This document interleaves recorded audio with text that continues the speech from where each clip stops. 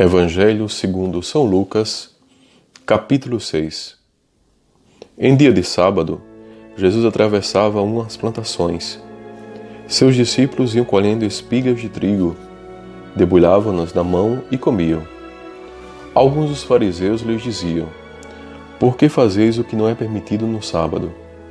Jesus respondeu: "Acaso não tendes lido o que fez Davi quando teve fome, ele e os seus companheiros? Como entrou na casa de Deus e tomou os pães à proposição, e deles comeu, e deu de comer aos seus companheiros. Se bem que só aos sacerdotes era permitido comê-los." E ajuntou: "O Filho do Homem é Senhor também do sábado." Em outro dia de sábado, Jesus entrou na sinagoga e ensinava. Achava-se ali um homem que tinha a mão direita seca. Ora, os escribas e os fariseus observavam Jesus para ver se ele curaria no dia de sábado. Eles teriam então pretexto para acusá-lo. Mas Jesus conhecia os pensamentos deles e disse ao homem que tinha a mão seca: "Levanta-te e põe-te em pé, aqui no meio." Ele se levantou e ficou em pé. Disse-lhe Jesus: "Pergunto-vos, se no sábado é permitido fazer o bem ou o mal, salvar a vida ou deixá-la perecer?" E relanceando os olhos sobre todos, disse ao homem: "Estende tua mão." Ele a estendeu, e foi-lhe restabelecida a mão. Mas eles encheram-se de furor e indagavam uns aos outros o que fariam a Jesus. Naqueles dias, Jesus retirou-se a uma montanha para rezar, e passou aí toda a noite orando a Deus. Ao amanhecer, chamou os seus discípulos e escolheu 12 dentre eles, que chamou de apóstolos: Simão, a quem deu o sobrenome de Pedro, André, seu irmão, Tiago, João, Filipe, Bartolomeu, Mateus, Tomé, Tiago, filho de Alfeu, Simão, chamado Zelador, Judas, irmão de Tiago, e Judas Iscariotes, aquele que foi o traidor. Descendo com eles, parou numa planície. Aí se achava um grande número de seus discípulos e uma grande multidão de pessoas vindas à Judéia, de Jerusalém, da região marítima de Tiro e Sidônia, que tinham vindo para ouvi-lo e serem curadas de suas enfermidades. E os que eram atormentados dos espíritos imundos ficavam livres. Todo o povo procurava tocá-lo, pois saía dele uma força que os curava a todos. Então ele ergueu os olhos para os seus discípulos e disse: "Bem-aventurados vós que sois pobres, porque vosso é o reino de Deus. Bem-aventurados vós que agora tendes fome, porque sereis fartos. Bem-aventurados vós que agora chorais, porque vos alegrareis.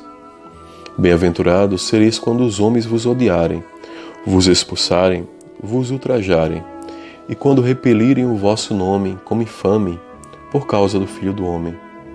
Alegrai-vos naquele dia e exultai, porque grande é o vosso galardão no céu. Era assim que os pais deles tratavam os profetas. Mas ai de vós, ricos, porque tendes a vossa consolação. Ai de vós que estáis fartos, porque vireis a ter fome. Ai de vós que agora rides, porque gemereis e chorareis. Ai de vós quando vos louvarem os homens, porque assim faziam os pais deles aos falsos profetas. Digo-vos a vós, que me ouvis, amai os vossos inimigos, fazei bem aos que vos odeiam, abençoai os que vos maldizem, e orai pelos que vos injuriam. Ao que te ferir na face, oferece-lhe também a outra, e ao que te tirar a capa, não impeces de levar também a túnica. Dá a todo o que te pedir, e ao que tomar o que é teu, não lhe reclames. O que quereis que os homens vos façam, fazei-o também a eles. Se amais os que vos amam, que recompensa mereceis? Também os pecadores amam aqueles que os amam. E se fazeis bens aos que vos fazem bem, que recompensa mereceis? Pois o mesmo fazem também os pecadores. Se emprestais àqueles de quem esperais receber, que recompensa mereceis? Também os pecadores emprestam aos pecadores, para receberem outro tanto. Pelo contrário, amai os vossos inimigos. Fazei bem e emprestai sem daí esperar nada. E grande será a vossa recompensa, e sereis filhos do Altíssimo, porque Ele é bom para com os ingratos e maus. Sede misericordiosos, como também vosso Pai é misericordioso. Não julgueis e não sereis julgados. Não condeneis e não sereis condenados. Perdoai e sereis perdoados. Dai e vos será dado.